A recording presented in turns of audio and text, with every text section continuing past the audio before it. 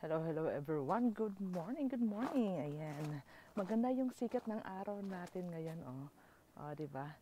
Napaka blue sky tayo ngayon today. Kaya naisipan ni Mama Che mag-transplant ng mga onion dito sa aking garden. Kaya magta-transplant tayo ng mga onion. Pero first, i-prepare ko muna sila. Isa-separate ko muna sila isa-isa kasi nasa isang box lang sila eh. Andito lahat yung aking onion. Ayan. Kinat ko sila para magiging strong sila. And I've noticed mga langga na may mga nasira dito sa gitna. Oh. Siguro nilamig to siya. Di ko lang alam. Pero I need to plant them na. Crossing finger ako na mamubuhay sila kasi tonight magma-minus 1 degree or 0 degree. Syempre malamig pa yan pero I will put a cover sa kanila para maproteksyahan sila sa pagiging frozen. Cross finger na hindi sila mamamatay syempre. Kaya isa-separate na natin sila.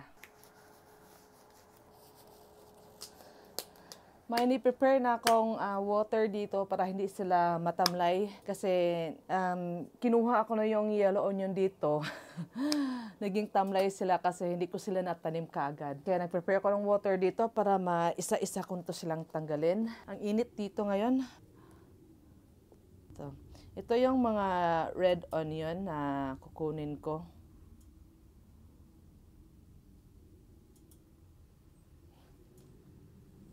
Hahanapin ko lang yung portion dito na feeling ko na medyo strong sila para mag-survive sila sa labas kasi lalamig pa mamayang gabi. Madali lang siyang kukunin kasi nahuhulog yung soil. Gaganituhin lang siya. O, diba? Tanggal na yan.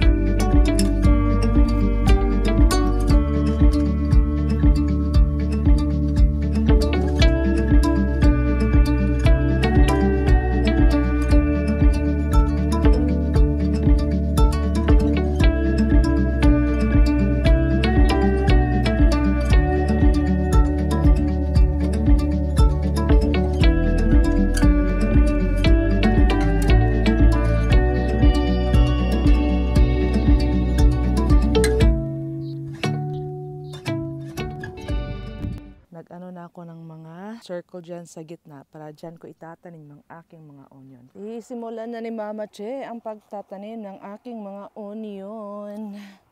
And crossing fingers si Mama Che na at ito'y mabubuhay sila. Ayan. Ang pagtanim daw dito, dapat daw hindi natin i-deep buried. Yung shallow lang siya. Kasi yung bulb is maganda daw yung paglaki nila pag maarawan sila. So hindi ako expert dito ha. Nakikinig lang ako sa mga sabi-sabi. So yan. Like this oh. Ito yung niya, ito yung dito magpo-form yung bulb. Kaya i-buried lang natin sila hanggang dyan. Yan. Ito yung bulb na lalaki. Kaya pag tanim natin, gaganyan na lang natin sila. Tsaka natin siya i-babarza. Ayan. Makikita na yan dyan. Ito yung lalaki na bulb dyan. Ayan. So, gaganyan ko lang yung pagtatanim nila. Lahat dito.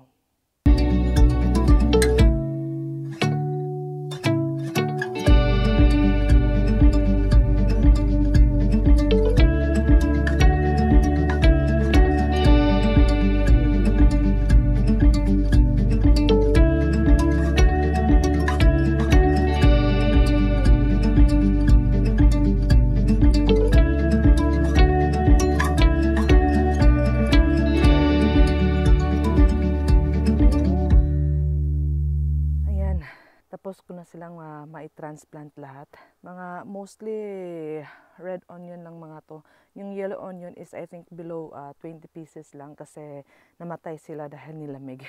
And syempre may mga natitira pa rin. And maghahanap ako ng area kung saan ko sila maitatanim. But for now, standby lang muna sila. Siguro magagamit ko sila for next year planting. Gagawin ko siyang palakin ko sila with the small bulbs and then i-keep ko sila for next year planting. So, ang mangyayari is magiging set up at onion planting na sila. We'll see. Marami pa rin akong natitira dito sa loob. Ito pa silang yung mga natitira. Pipiliin ko lang yung stronger dyan. Tapos itatanim ko sila ng properly at hindi dikit, ganun ka dikit kasi may mga space pa dito. For next year planting, ang gagawin ko dyan is papalakin ko sila ng konti like yung onion set. Sila yung itatanim ko for next year planting. And may natitira pa akong konting ilang minuto bago ko masundo yung aking mga anak. So, ang next na gagawin ko is maglalagay ako ng wiring doon sa patrailing ko sa aking peas flower para doon ko itatanim yung aking peas. And hopefully, magagawa ko sila today para maitanim ko sila doon.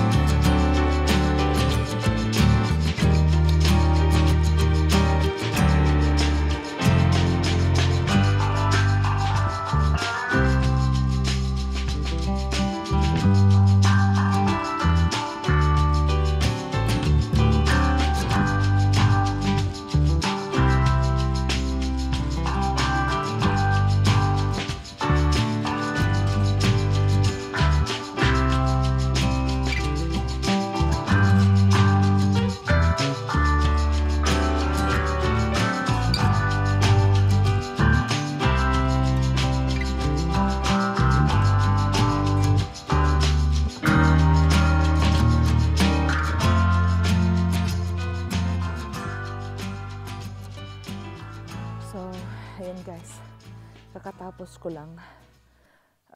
Hapon na ngayon dito, mga 5:44 na, mag-aalas 6 na pala. Ngayon ko lang natapos and kapag lagay na ako ng cover dito.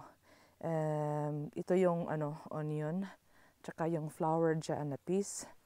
Yan, naglagay na din ako ng cover sa aking strawberry. Yan, hinahayaan ko lang yan dyan. Yung salad ko, ito, cover na yan. Yung another strawberry sa loob ng greenhouse. Kinakaviran ko na din sila. And ito din, dito ko itatanim yung aking peanut soon. Kasi may pang-cover ako dito. Mainit dito pag umaga. So, ayan. Mabuksan ko lang to konti kasi wala akong time bukas para buksan ko sila. Ayan. Mga ganito lang siguro. Ayan, para may airflow sila doon sa ilalim kasi pag hapon na dito or pag sisikat na yung araw, mainit. Ayan, dito din.